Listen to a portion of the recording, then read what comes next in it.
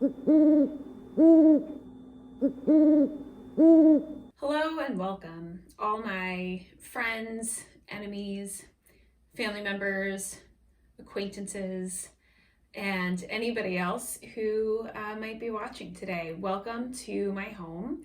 Today I'm in the living room because the lighting's a little bit better in here than the kitchen. And today I really just wanted to talk to you all about my recent experience making yogurt. So I am the proud owner of an Instant Pot, and one of the functions of said pot is to yogurt maker. So I have a lot of time on my hands these days, and I thought, why not try and make yogurt? These jars represent all the different stages of yogurt making, and I'll talk to you a little bit about my experience. So essentially, to make yogurt in an Instant Pot is very easy. To make the yogurt, first you need to heat it. You need to raise the temperature. I started with a half gallon of Stonyfield Farm 2% organic milk. I did not look up what type of milk would be best. I thought, this seems like a organic high quality milk. I bet it will make a good yogurt. However, the milk is, what's the word? Ultra heated pasteurized. Is that a thing? I think it was ultra heated at some point, and I believe that is actually not the type of milk you are supposed to use when making yogurt. But anyway, that's what I did. So the first step to make yogurt in your Instant Pot is to put the milk in the pot and just set it to the boil function. The Instant Pot will know what to do. It goes through the function, and then the reason why you have to do this, I'm not sure exactly why, but you have to, apparently if you skip raising the temperature part, then the yogurt isn't going to thicken. So I did that. That went well. The next step is to let the milk cool.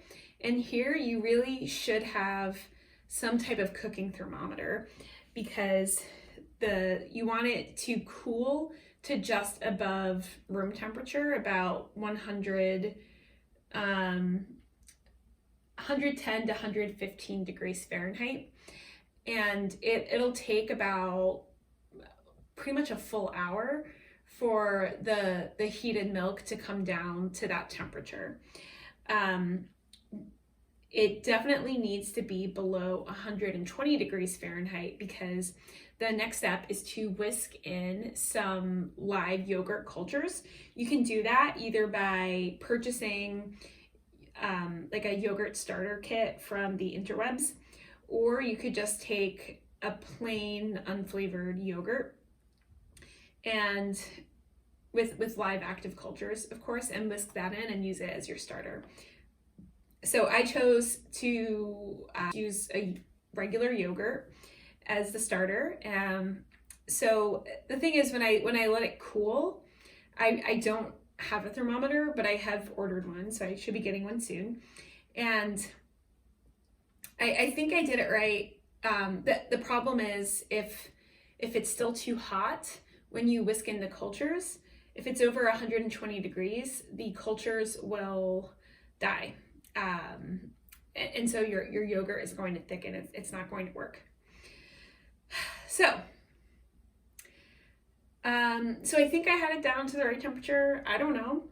And then you essentially just, you whisk it in and you set the Instant Pot again for about 8 hours.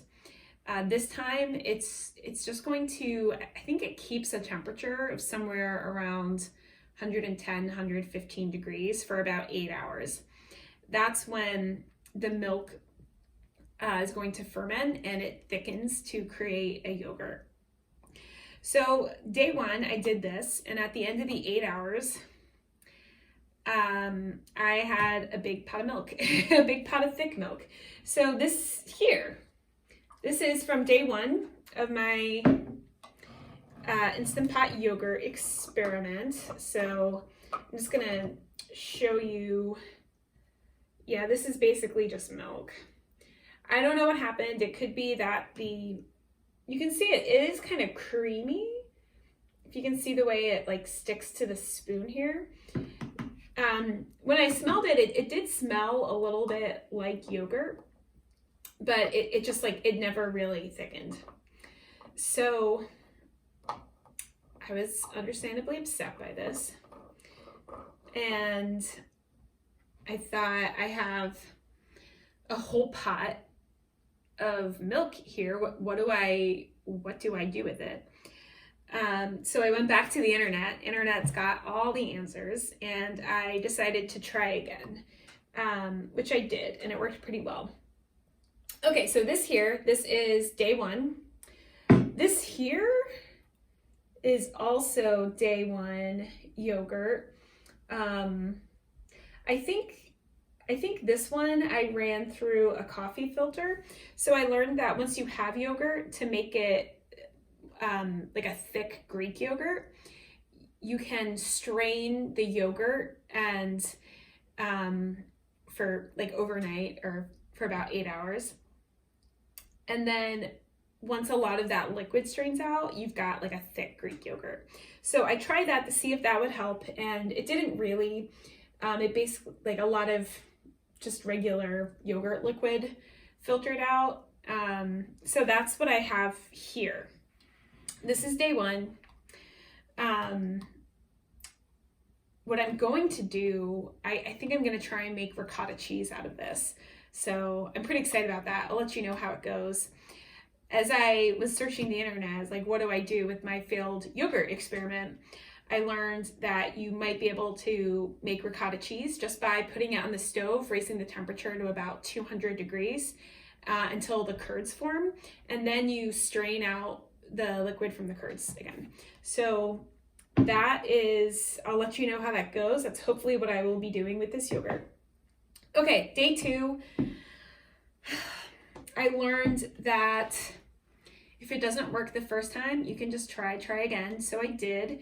I saved some of the first experiment here, and I took about half of what I had, and I brought it back up to about 110 degrees, and just took some more starter, so a new thing of yogurt.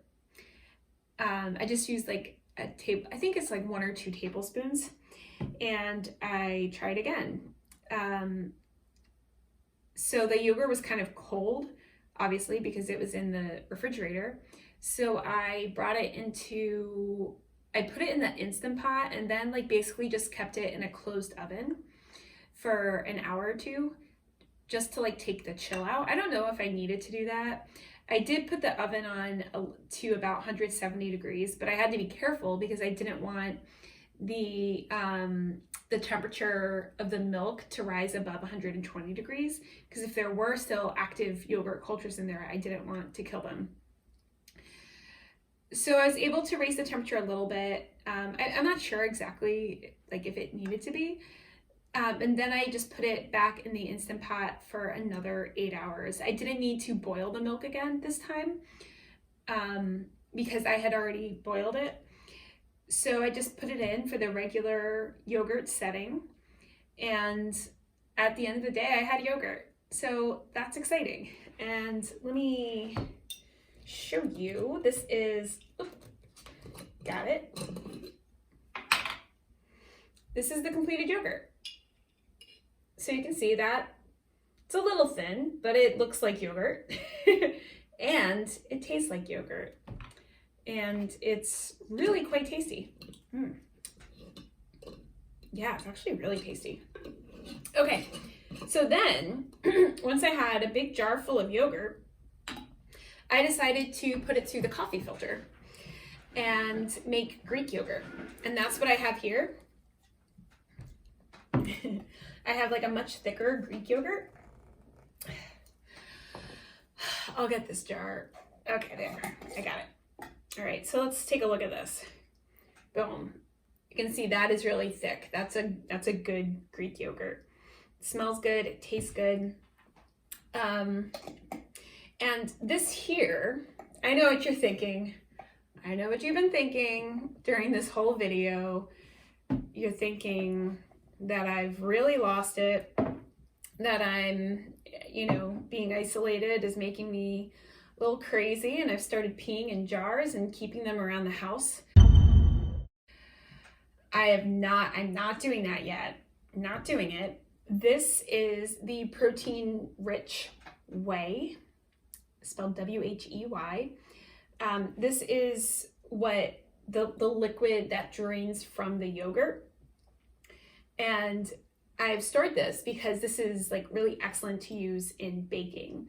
This can be used in place of buttermilk in recipes. So I think tomorrow I'm gonna make some biscuits and use some of this whey.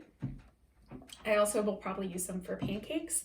And in order for me to make ricotta cheese, I will need either vinegar or lemon juice or something like really acidic. And I can use this to help make the ricotta. So essentially it's just, I think I just put this on the stove with a little of this, raise the temperature, and then the ricotta cheese will form, and then I drain it in a cheesecloth. I don't have a cheesecloth, so I'm gonna try coffee filters again. It worked pretty well with this. And that's it. It's my yogurt making experiment. All things considered, I think it went pretty well. My refrigerator is full of these jars of different types of yogurt. And if I had a label maker, I'd label them, but I don't.